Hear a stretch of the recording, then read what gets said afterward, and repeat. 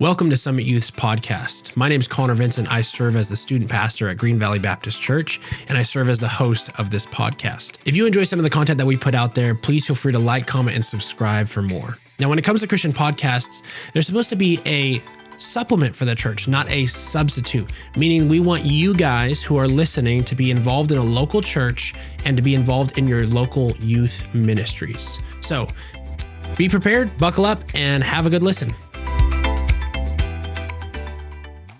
Well, welcome to Summit Youth's podcast. Welcome to another episode. This week we have not a student, but another youth minister in Southern Nevada. So welcome, Marko. What's up, guys? How are you guys doing? Sweet. Marko, what is your first and last name? My name is Marko Marin. Marko Marin. Awesome. And you have been alive for how many years? I am going on 29 years. 29 years. 29 I'm years. 31, so I got you by a couple, but that's awesome, man. Yeah. It's been a good life. Have you been in Vegas most of your life, or? I have lived in Vegas probably 25 of the 29 years. Okay, and then the rest was California. A little bit of Texas, a little bit of California. Okay, cool. Yeah. I'm born and raised here, so it's good to have somebody who's spent most of their life here. It's There's kind not of many of us. It's a rare thing, actually, Yeah. to find people who have lived here quite a bit.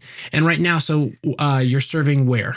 Yeah, I serve as the next gen director over at our church in Boulder City, Hope Church Boulder City. Okay, sweet. How's that been? It's been great. I've been on staff for about 6 months. Okay. And kind of helping oversee our kids ministry, our student ministry, and just kind of helping our families take their next steps. Cool. And you are married, you have children? Yeah, I'm married. Married my wife, Jordan. We have 3 biological kids, and then we have 2 foster kids. Okay, cool. Wow. House full of kids, man. Yeah, So, there's 7 of us in the house. We just had to get a car that fit all of us. oh, holy cow. Yeah. One of our families in our church adopted 8 kids within like 3 years. 8? 8. Yeah. Wow. And a lot of that was through foster care, I'm pretty sure. But now they're all kind of like graduating this year. Not all of them, but 4 of the 8 will be out, or 5 of the 8 will be out. Wow. Yeah. So Awesome. they're all growing up and stuff, but they were quite a big help in our ministry for sure. And then our worship pastor has 8 biological kids in 11 years. And Okay. so they show up to church in a real church van. You know what I'm saying? Yeah. But cool. Yeah, why foster care? I mean, as Christians, right, we should consider taking care of people, right? In James, it talks about taking care of the orphans and the widows. So, yeah, tell me about that route, that journey. Yeah, foster care, the adoption process has always kind of been on my wife and I's heart. And we actually started taking some foster care classes before we got married. And I was kind of like, I'm not ready for that, but I'm excited for it. Yeah. And I just felt like I really needed to learn how to be a dad before I could take care of somebody else's kids. And we weren't planning on it. It really wasn't something that was in the front of our minds. It was just we saw a need. My wife's a special education teacher at her school. And one of her students was in the foster care system. And she kind of brought it to my attention one day. And we kind of said that was something we could do as a family to help. Cool. Would you say that, because I think Christians should be at the forefront of adoption. Would you say that foster care is a good like early route to start instead of just going straight to adoption? Like maybe foster care, see how well you do with these other kids. Would you say that's smart? Yeah, I definitely had an idea of what foster care was going to be like, and it was nothing like that. You would think that bringing new kids into your home, there would be an easier adjustment. But we're 6 months in, and the kids are finally getting into what our regular family rhythm is. And so it's taken a long time to just kind of establish a new family culture of what we believe, and trying to get them to understand that. Okay. Well, be praying for Marko, and as Christians, and some of our youth in our ministry have gone through foster care and everything, and so all of the difficulties, but also the blessings that come from that, we'll definitely be praying for you moving forward, because we want to place as many people into Christian households as possible. Because God gets glory in that, and children benefit from that greatly. The kids have come to church with us. They love it. They have a fun time. Every night we pray before bed, and the kids have started to talk to mom and dad about church, and like they've kind of attended. And so right now we're recording before Easter, but we're having that conversation of what does Easter look like for their biological parents to attend with us. So we're trying to kind of work in that line. Yeah. But I once heard a statistic that if every church in America got involved into the either adoption or foster care process, there wouldn't be any kids in foster care. Exactly. I've heard that same stat, and it's just like, come on, like step up, families. Yeah. But it is obviously, our country has made adoption and foster care pretty difficult. Yeah. But I mean, prior to those things existing, the church was in charge of all of that. But once the state and the government got involved, that's when things have not been handled the best. But let's not go down that rabbit hole. Yeah, we're good. We're good. Yeah. Well, I'm still newer to knowing you, Marko. You came to summer camp with us last year, and I was really intrigued by kind of your testimony that you shared at summer camp. And so I would love for our youth or whoever is listening to kind of hear your background. What's kind of like your testimony? How did you come to know the Lord, and how is that still going today? Yeah. I didn't walk into a church until the Sunday after I turned 18. Church was not a thing that we did as a family. Growing up, always had felt like God was like kind of tugging on my heart, and had always asked questions about God. And I knew that there was more to life than just existing. And I literally had a terrible concept of what life and death was. I thought when you died, you laid in a coffin for all of eternity and just stared at the top of the coffin. And that terrified me. Whoa. And so I really was wrestling with a lot of those questions growing up. And I remember asking my parents, can I go to church? I have friends that go, and they're inviting me, and I want to go. And it was always like, we don't do that as a family. Yeah. And so respected my parents in that. And life started to get a little more difficult my senior year. My mom moved away to California. I was living at home with my stepdad. My biological dad lived in Texas. And so I felt like I didn't have like a safety net, a home. My stepdad's awesome and great, but it was just different. And so senior year was a tough year, and started just kind of trying to figure some stuff out. And I got injured. I was a pole vaulter. Whoa. Yeah. So pole vaulting was my sport.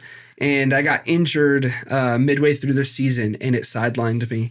And I was bumming, because I was like, this is my senior year. I was not an athlete that was going to go big, but I was like, this is senior year. Yeah, I got injured my junior year too, but keep going. So I relate, man. Like those special years, junior, senior year, are important. Yeah, I was really bumming, and so I started taking some prescription medication as a form to kind of feel better. But as I kind of got through the season, I started to realize it was more for like an emotional feeling better than it was for my actual like injury. Okay. And when that happened, it was like the realization, I was like, something needs to change. I'm hurting, I'm broken. And not in a physical sense, in a spiritual sense. And at the time, there was a girl that I really liked. We went to prom together, and I liked her. But she was a Christian, and she actually came to this church, and she invited me to church with her. Yeah. And I was like, I have to wait till I'm 18. But the Sunday after I turned 18, I came to church with her family, and didn't realize churches had multiple services. So I showed up at church and didn't know anybody. Yeah. So here I am, a 18-year-old Marko, sitting in a worship center where people are dressed up in suit and ties. Yeah. And that first Sunday, man, the pastor dressed up as Paul the Apostle. And I was like, what did I get myself into? Yeah. Like, what is going on here? Oh, dude. And it was felt super uncomfortable just because I hadn't experienced that. I'd seen church online or church on TV. And being in a physical room was completely different than what I had experienced on TV. Yeah. Like, whoa, they sing songs and they pass the offering plate and somebody talks for 35 minutes. Yeah. Like, it's totally different in person than in line. Yeah. Or online. But and so it was kind of a couple weeks of just coming and attending, and I would attend Summit on Sunday nights. I'm not even sure if it was called Summit. I think it was called back in that day. Was it Surge? Surge. That's right. Okay. Yeah. That's so funny. So Marko came to our youth ministry back in the day. Yeah. That's in cool. 2014. Yeah. And so came to Surge on Sunday nights, and the pastor called me up on a Sunday afternoon and said, Marko, we're going to camp tonight. We have an extra spot. Somebody got sick. Do you want to go to camp? And at the time, I was working a really great job. Was about to go to college. This is how I was paying for college. Yeah. And I knew that this was like my next step. I knew in church, religion, like there were next steps. And I was like, this is it. Yeah. And so I called my boss, got the time off. He paid for me to have the time off. Wow. And went to camp. I jumped on a bus to Durango, Colorado with 55 complete strangers. And it was the greatest week of my life. At that camp, learned how broken I was, learned the true meaning of just living water. That was kind of the big theme of the week. And I learned of a great need that I had for a savior, that I had been trying to live a life that was meant for myself. I needed to start living for Jesus. Mm-hmm. And it was really at that camp that Jesus solidified my calling for the next generation. I knew that I almost missed this youth ministry experience. And it was almost Marko, you almost missed this. You're going to do this for middle school and high school students to make sure they don't miss that. Mm-hmm. So it's kind of like, Marko, you're saved. You have a new relationship with Jesus, and I just gave you a life calling. Yeah. And it was it's kind of like a Paul conversion where it's just like, it's all at once. Hey, you're going to be my apostle and you're going to go preach to these people. And so, wow, that's so cool. It says to like have that youth experience at summer camp and be like, man, I kind of missed out on this. Yeah. I need to make sure other people get that experience. And so that is amazing, dude. Yeah. So if you're a student watching right now, get signed up for summer camp. Yeah. It's a great time. You'll see Connor there. All your friends are there. You might get saved there, and you'll see me there. Yeah. That'll be fun. Yeah. So kind of like that pastoral calling, because for me, it was at summer camp too, where I had been Christian my whole life, but it was at summer camp where the Lord made it clear to me that, oh, you're going to do this till you die, you know? How do you discern or recognize that sort of calling on your life? Because all Christians are called to Jesus. They're all called to come to God.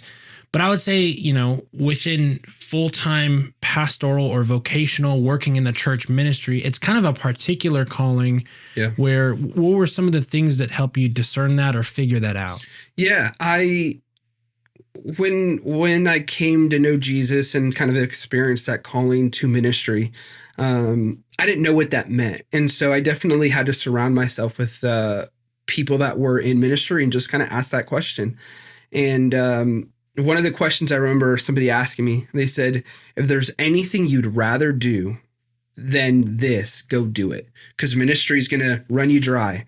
Ministry is going to be long nights, long days. Mm-hmm. Ministry doesn't pay the best.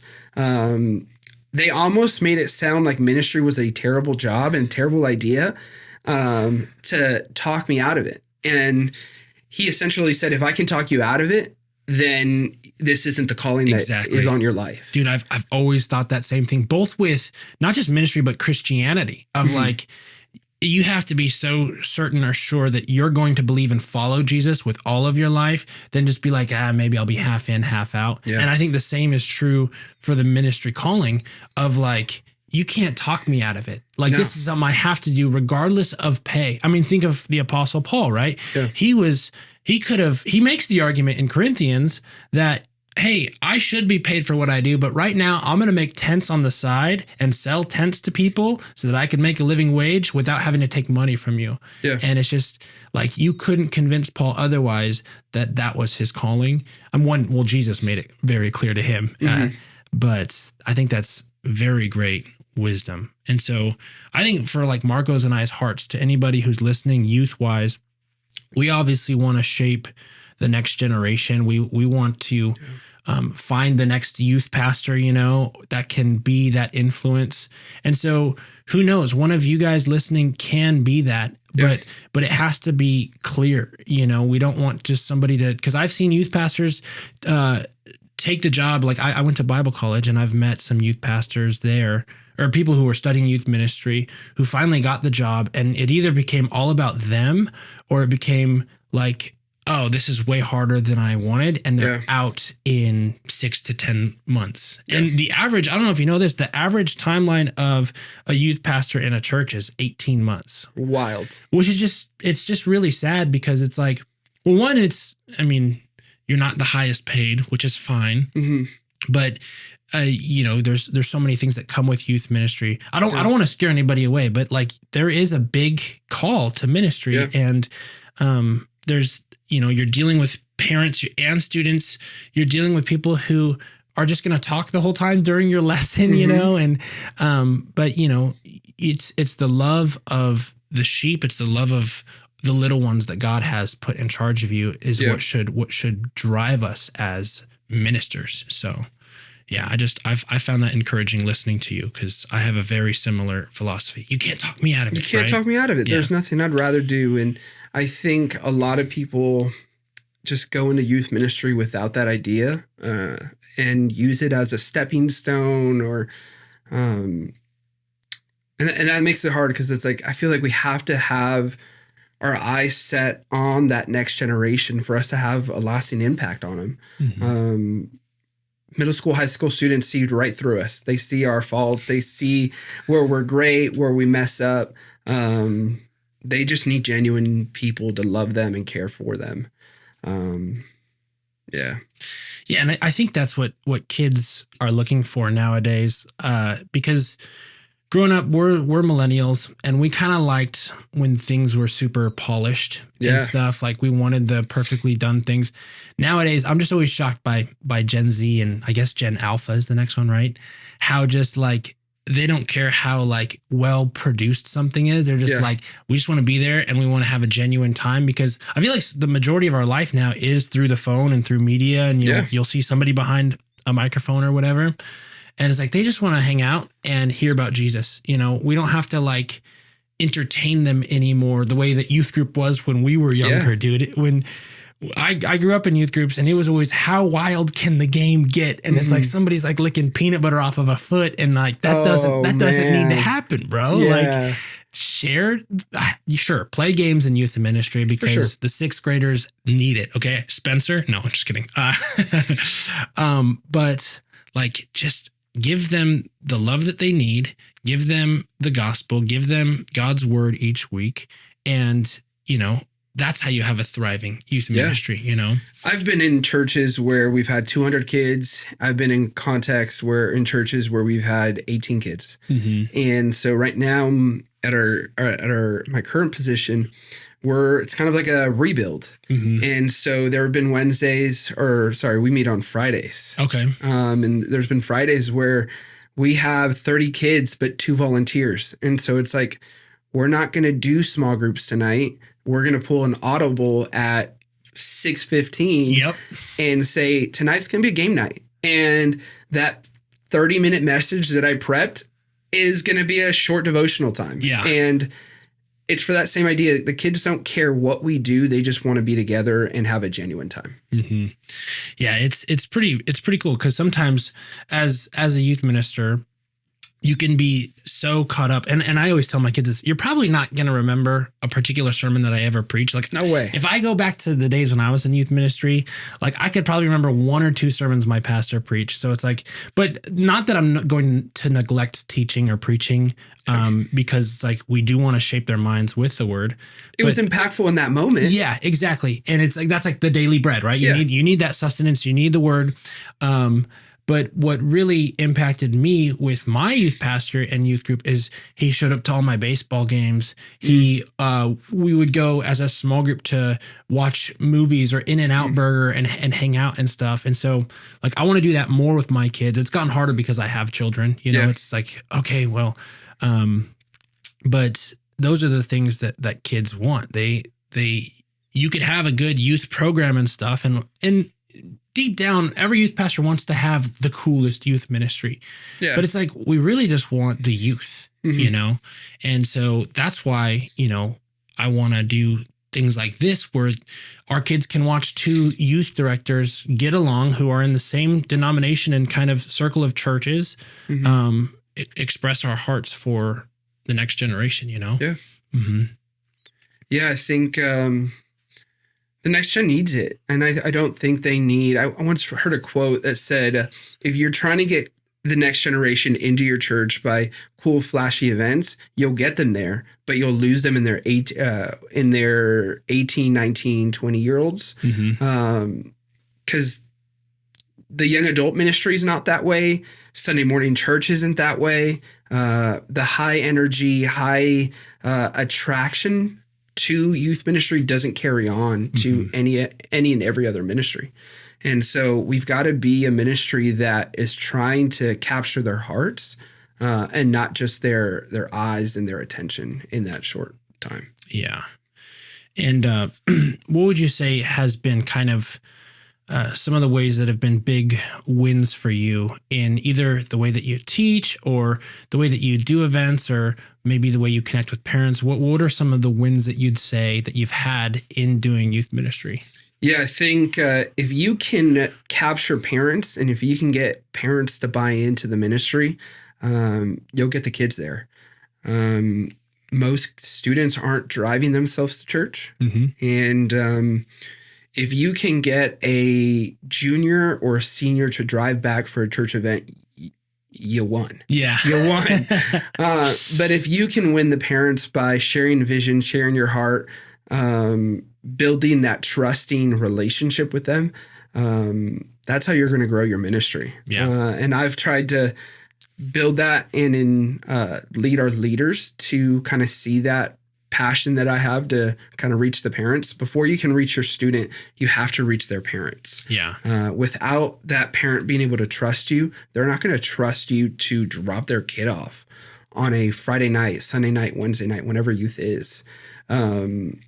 Some other wins that I've seen is every student needs a big brother or a big sister or a mom or dad spiritual figure. So we try to, every small group that we have has a mom or dad figure, and it also has a big brother, big sister figure. That's cool. I really like that. Because as a middle school student, you're not going to talk to your mom about a boyfriend or a girlfriend or one of those like petty things that's going on in your life. But you'll talk to that big brother or big sister about it. And same thing with the spiritual questions. You're not going to talk to your brother or your sister about a deep theological thing that you've got going on. Yeah. You're going to go to somebody that you know got some wisdom, and you feel like that has your best intention. So that's kind of how we've tried to structure, and it's been a big win for us. Yeah. And that's why we have small groups. It's not just to, why am I with these other guys? Like we truly want, as the leaders in all of our ministries, want to pour out their lives so that, a lot of the leaders, it's been like, man, I didn't have this when I was your age. I wish I would have had somebody pouring into my life that wasn't just mom or dad or my teachers at school. And so talk to your small group leaders about the challenging things. Talk to them about the big questions in your life. Talk to them about your doubts, and talk to your youth pastors about that too. Like, I don't know why there's like a stigma behind like once you go to the actual like pastor, it's like it's always scary or something. It's like, no, we're not scary guys, dude. We come up with the silly games and we love God's word, but we you shouldn't be afraid to go to your pastors. Like, I just think of like the Good Shepherd teaching in John chapter 10, where Jesus says, like, the Good Shepherd, like, he knows his sheep hear his voice and they know his voice. Yeah. And it's like, as one of the sheep in your ministry, yeah, it's weird to compare yourself to sheep sometimes. It's like, you shouldn't be afraid of your pastor. And if you are, that's probably the enemy telling you, oh, he can't deal with you. You're too bad for him, or you can't speak to him because he's not going to view you as worthy. It's like, our dream is for you to come and talk to us and to spill out your life and to tell us what's happening. That's literally why we got into youth ministry. Yeah. It's crazy. And I was walking through a season of like, I would go obviously like preach the message, and then I'd go sit in some of the small groups. Yeah. And the kids would just shut down. And it's like, what? I'm literally coming to like hear you guys talk about what I talked about. Like, and they're like, well, you were the one that we're talking about it. Like, you're the expert on it. And it's like, I just want to hear what you think. Yeah. And so I've started leading a middle school boy group outside of our Friday night to kind of help like build that relationship of like, I'm just somebody that's further along than you right now. Mm-hmm. So it's been one of those things that I've had to learn. But that same thing, it's like, this is why I'm in ministry, is to help you. Yeah. Come to me, talk to me. I've always found that, like, if you're short leaders or something and you have to fill in, I've always found it to be like, well, how did I do? You know, what did you learn from youth? Well, because I spent hours. What did you learn in the 20 minutes I was talking? You know, it's always pretty awkward, but I get it though. Yeah. But also it's fine if, say, they don't want to talk to us. If you want to talk to your leader about that as well, because that's why, you know, we're gathering leaders to be your guys' people, you know, and so having a great leader is awesome. That just kind of gets it, you know? So one of the things that I really struggled with in a previous church ministry, we were growing rapidly. We got to the point where we had like 40 small group leaders. And so we had about 150, 175 students on our Wednesday night program. And it was getting so big that it was like high-fiving students, like, hey, how are you doing? But we weren't getting deep. I wasn't getting deep with students. And so I was really struggling with that. And I got to the point where I was like, I'm building a culture where instead of there being one youth pastor, there's 40 youth pastors. Yeah. And our small group leaders became the student youth pastor. And that sounded like a cop out for me to do less work. But it was like, we got to a point where I couldn't reach all our students. And so there were some that needed more help and some that would come still directly talk with me, but they were going directly to their leaders. And my pride had to get out of that way for us to keep growing in that. But that was a hard point for me to get over too. But that's why we have leaders. You're right. Yeah. And it's part of just fulfilling the Great Commission to make disciples. And what you are doing in pouring into your leaders is you're making disciples who are going to make more disciples. You know, if I could affect the, say, 40 leaders that you had that are over the 200 kids, it's like, then you could actually get deep with those 200 kids. And so it's one thing that I desire to do is to pour more into my leaders. I wish I did a better job at that. I don't think I'm neglecting them, but it's just, as I'm still newer to being in full-time ministry, that it's like, okay, now I need to pour into my leaders. Because one of the things that Caleb, he's at Southern Hills, when he was at the head of their youth ministry, he said, one of my best years in my 12 years of youth ministry was the year that I spent the most time on my leaders over my kids, because my kids were being fed where I was lacking. And I was like, wow, because you could try and put the whole ministry on your back of like, and that's one of the stigmas that youth ministries have. How good is your youth pastor? Can he preach better than anybody? Can he come up with the best games? Can he book the best summer camps and all that stuff? Yeah. It's like the weight of the ministry should not be on the youth pastor, but the leaders should be kind of like the tide that raises all the ships. And so, and youth ministry is a wild one, because you've got the message, you've got the worship, you've got the small groups, you've got the social media, you have events. It's like running your own mini church. It is. It really is. It's something that I wish more senior leaders realized. that it's like sometimes we do need some more help. Like it's not that we're lacking or deficient in anything. Mm-hmm. It's just our ministry's growing so much that we just need more help. Yeah. You know? Yeah. And then they always ask for your help too. Sorry, this is us kind of, we're not really complaining. But no, we're not complaining at all. Hey, can you get some youth for this event? Yeah. You want to volunteer in ours? No. Yeah. Well, Marko, I think that this has been good. Thank you for kind of sharing who you are, sharing your ministry. I hope that this has been encouraging to any and all who are listening. And so, do you have any questions for me, man, that you just are curious about or anything? Yeah. What was the heart for the podcast? Why are we doing this right now? Yeah. Why are we doing this? Because we just want to be the coolest youth ministry, bro. No.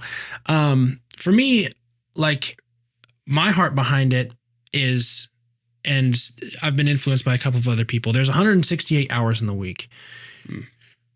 In youth ministry, you normally meet 2, maybe 3 hours if you're lucky. That's a very minute percentage of the week of you getting spiritually fed or discipled. And so if our kids are going to be kind of on their phones quite a bit and continually scrolling, I'd rather them scroll along and accidentally stumble upon a podcast or maybe a clip or something where it might lead to them sparking a discussion of like, oh, you know what? I actually can have this conversation with my youth leader, or it's a way of discipling them from afar. Now, I always say that podcasts, lessons, or watching other churches' sermons and stuff is never a substitute for in-person discipleship and worship. But this is like a supplement, right? You know, how you take protein and creatine and all that stuff and working out. This is kind of like a spiritual supplement throughout the week that I want students to realize, and even realize that they could have theological or biblical or faith conversations. And I want to motivate them to do that. And if they watch this and listen to this and somebody gets impacted by that, then I feel like I've done my job, because podcasts and stuff like that had really influenced me in my young adult years, where I was like, man, if I would have started earlier, and if my youth pastor, if I would have been able to hang out with him more virtually, you know, I think that I would feel more valued too, you know? Yeah. I think this is a way of me trying to value my students, of like reaching them even when I don't have them. So that's kind of why I do it. I love that. I love that. And I know this is probably, is it episode 9? I think this will be 8 or something like that. Yeah. I'm excited to tune back in and kind of rewatch some of the past ones. And I have seen some of the social media clips, and it's been cool. Love that you are reaching your students through the digital age. Yeah, you got to. All right. Yeah. Well, thank you all for listening. Let's thank Marko for being on again. Woohoo! And enjoy the rest of your listening and viewing experience.